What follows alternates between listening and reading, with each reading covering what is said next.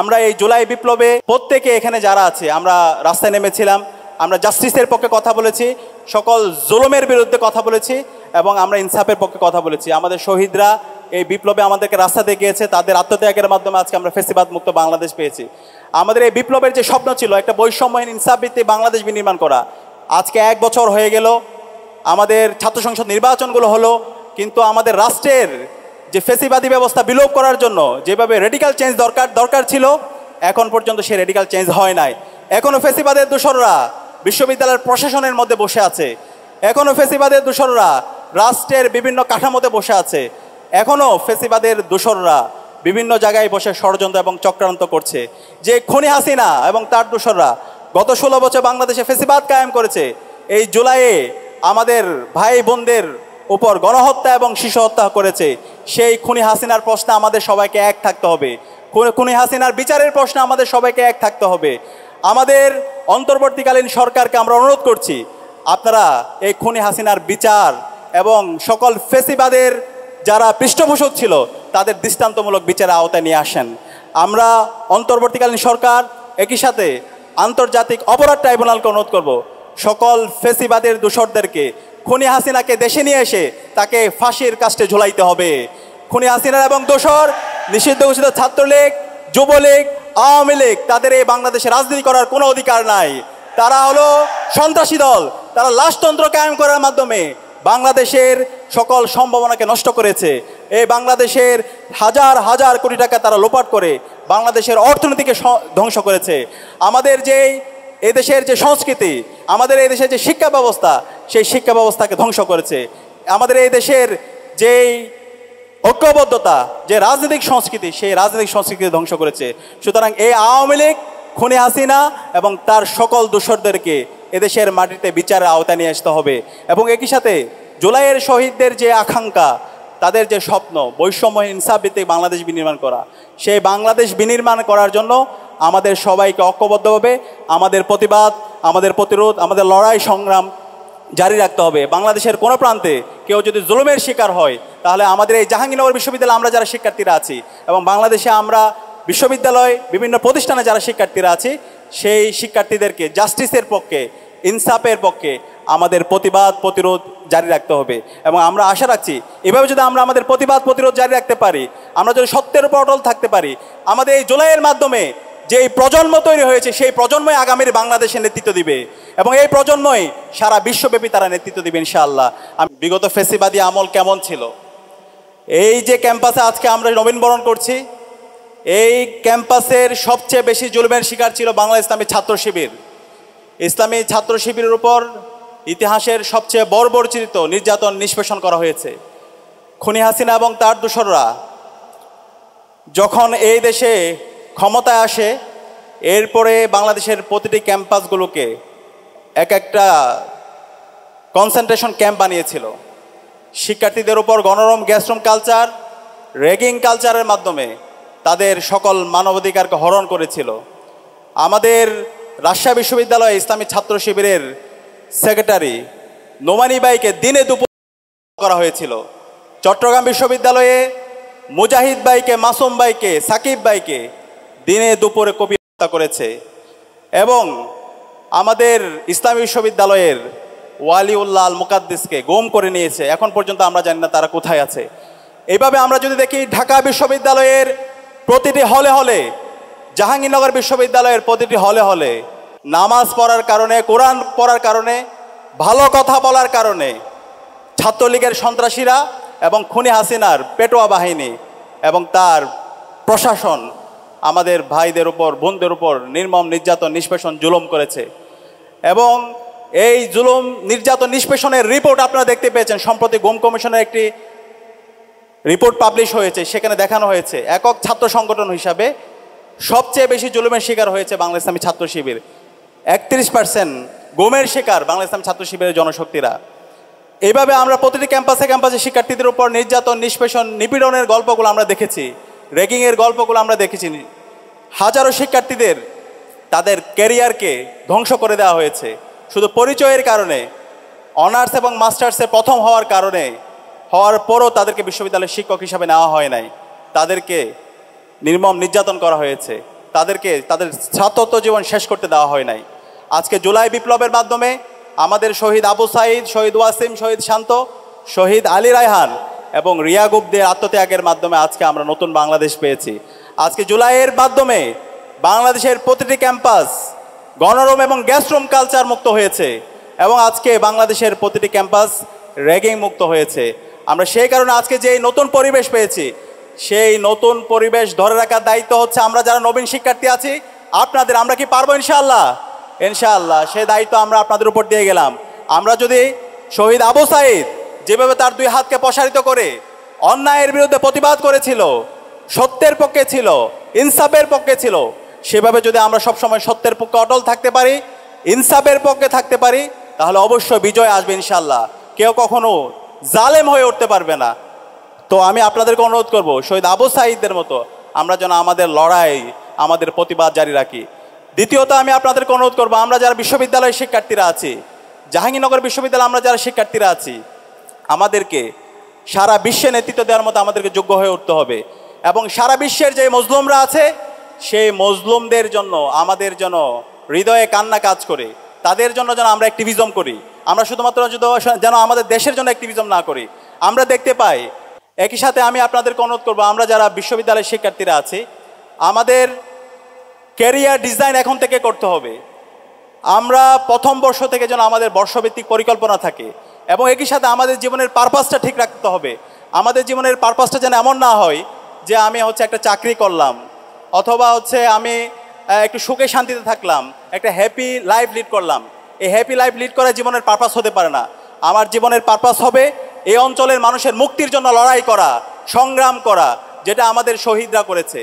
এই অঞ্চলের মানুষরা এবং সারা বিশ্বের নিপীড়িত মানুষদের মুক্তির জন্য আমাদের লড়াই সংগ্রাম জারি রাখা এবং আমাদেরকে হয়তো হবে এই সমাজের সোর্স অফ বেনিফিটের কারণ, সোর্স অফ গুড ডিডসের কারণ। আমরা এই সমাজে থাকবো না কিন্তু আমাদের এই কাজগুলো থেকে যাবে।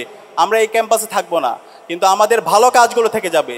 সে কারণে আমাদের এই ক্যাম্পাসে আমরা যতদিন থাকবো প্রত্যেকটা সময় যেন আমরা কাজে লাগাই এবং নিজেদেরকে আগামীর জন্য আমরা প্রস্তুত করি এবং আমরা এই সমাজের কল্যাণের কারণ হই।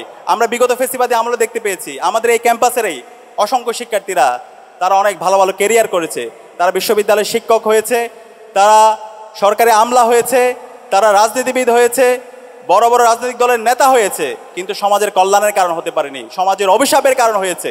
মানুষের উপর নির্মম নির্যাতন নিষ্পেষণ করেছে, আজকে তারা দেশ থেকে পালাইছে, মানুষ তাদেরকে অভিশাপ দিচ্ছে। আমরা কি সেদিন অভিশাপের কারণ হতে চাই?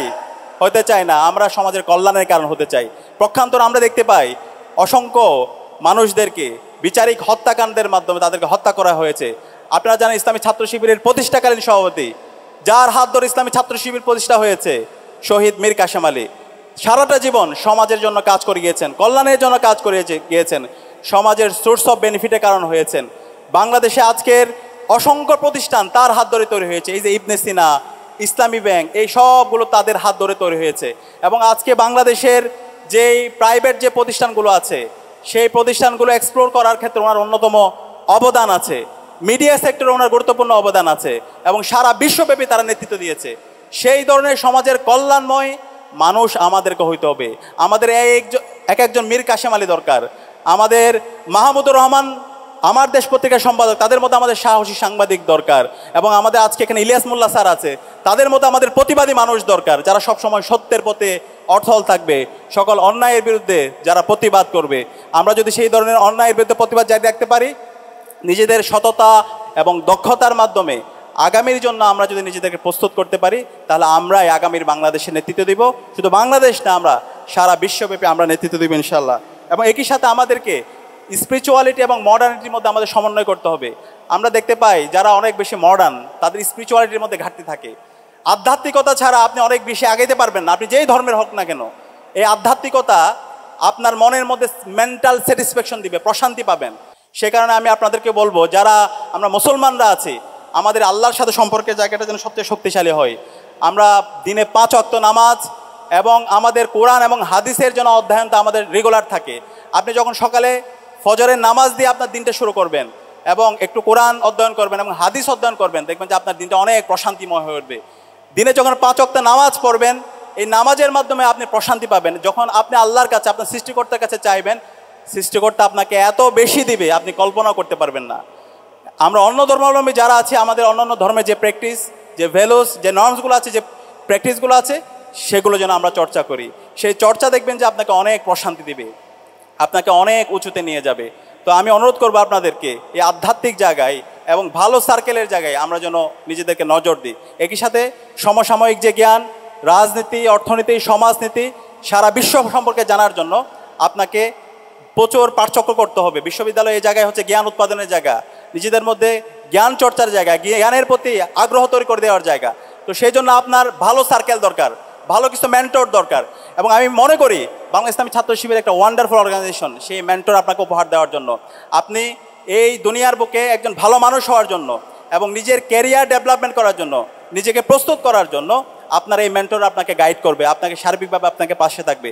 এবং সেটার জন্য আজকে আপনাদেরকে যে উপহার দেওয়া হয়েছে, সেই উপহারের মধ্যে একটা রিপোর্ট বইও আছে। আমি আপনাদেরকে অনুরোধ করব সেই রিপোর্ট আপনারা রাখবেন। এই রিপোর্টটা যদি রাখেন, আপনার আর্থিক এবং আধ্যাত্মিক উন্নয়ন দুইটার মধ্যে সমন্বয় হবে। আপনার ইনফ্লুয়েন্সিয়াল ক্যারিয়ারও হবে, একই সাথে আপনার ইনফ্লুয়েন্সিয়াল ক্যারেক্টারও হবে। দুইটার যখন আপনার সমন্বয় হবে, পৃথিবীতে আর কেউ নাই যে আপনাকে ধমায় রাখতে পারবে। তা আমি আপনাদেরকে অনুরোধ করব, আমাদের এই রিপোর্ট বই, ইসলামী ছাত্র শিবিরের যে রিপোর্ট বই আছে, সেই রিপোর্ট বইটা রাখবেন এবং নিজেকে আগামীর জন্য, আগামীর বাংলাদেশের জন্য প্রস্তুত করার জন্য আমাদের যে সমৃদ্ধ যে লিটারেচার আছে, সেই লিটারেচারগুলো আপনারা অধ্যয়ন করবেন। এবং এই অধ্যয়নের মাধ্যমে আপনার মধ্যে একটা হলিস্টিক নলেজ তৈরি হবে, যে নলেজের মাধ্যমে আপনি বর্তমান সময়ের এবং সমসাময়িক সময়ের সব বিষয় সম্পর্কে আপনি সম্যক আপনার ধারণা তৈরি হবে। একই সাথে আমি আপনাদেরকে অনুরোধ করব, আমাদের এই যে প্রথম বর্ষ, এটা লাইফের সবচেয়ে গোল্ডেন টাইম। আমরা অনেক ক্ষেত্রে মনে করি প্রথম বর্ষে আমরা একটু হেলাই দোলাই কাটিয়ে দেবো, সেকেন্ড ইয়ার থার্ড ইয়ারে গিয়ে তারপর আমরা একটু সিরিয়াস হব। সেকেন্ড ইয়ার থার্ড ইয়ারে গিয়ে যদি আপনি সিরিয়াস হন, আর সিরিয়াস হওয়া উঠবেন, আপনার অনার্স শেষ হয়ে যাবে, আপনার মাস্টার শেষ হয়ে যাবে, এক পর্যায়ে আপনার মধ্যে ফ্রাস্ট্রেশন কাজ করবে। আজকে আপনারা এখানে যারা ভর্তি হয়েছেন, আপনার সবাই মেধাবী শিক্ষার্থী, মেধা স্বাক্ষর রেখে আপনারা এখানে ভর্তি হয়েছেন।